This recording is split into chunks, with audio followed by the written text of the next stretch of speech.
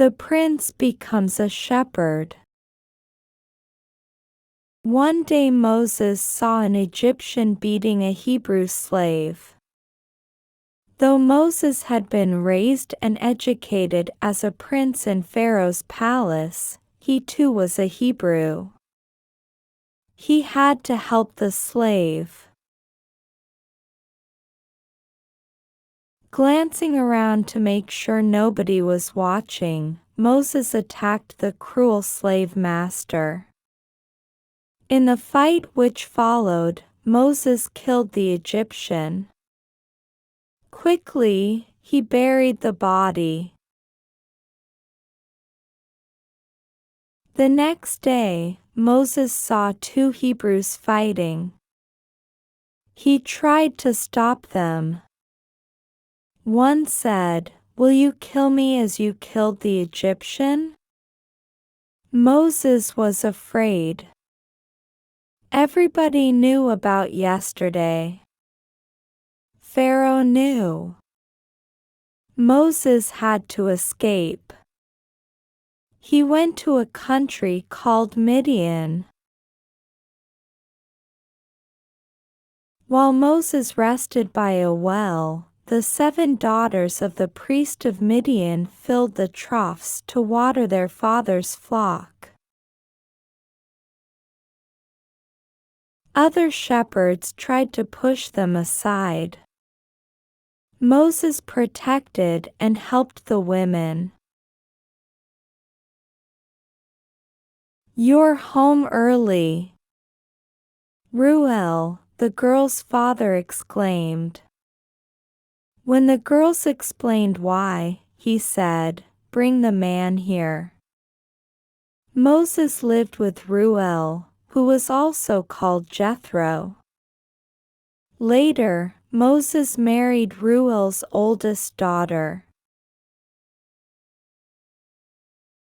Back in Egypt, Pharaoh died.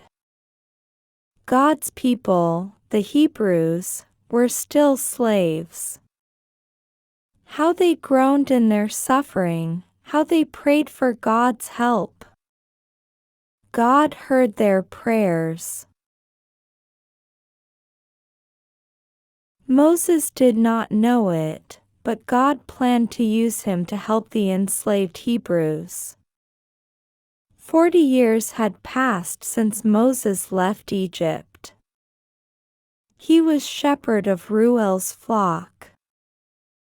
But he must have missed his own people in Egypt. One day Moses noticed a nearby bush on fire. But the fire did not burn the bush. Moses decided to find out why. As Moses approached, God called to him out of the bush. "Moses." "Here I am," said Moses. "Don't get too close," God said.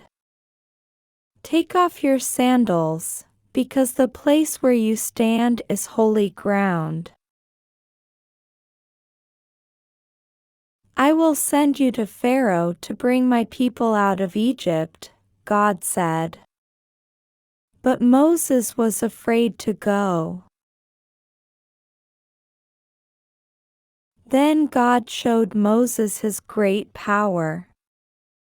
He turned Moses' rod into a serpent.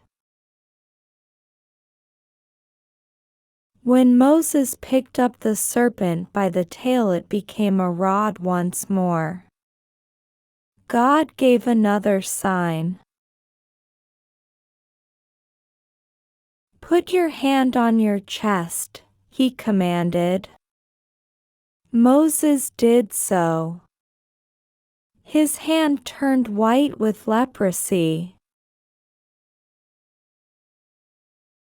When he did it again, his hand was healed. Moses still objected. "I don't speak well," he told God. God became angry. I'll use Aaron, your brother, to speak the words you tell him, he said. Moses returned to Jethro, packed his belongings and left for Egypt. God led Moses' brother Aaron to meet Moses in the mountains. Moses told Aaron all about God's plan to set the Hebrew people free from the Egyptians.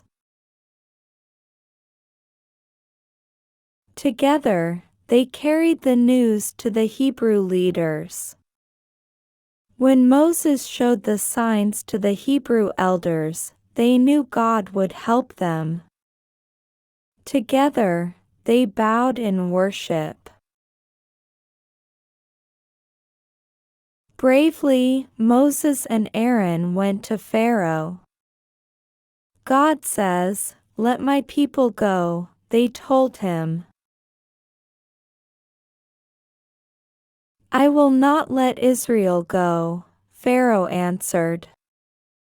He would not obey God.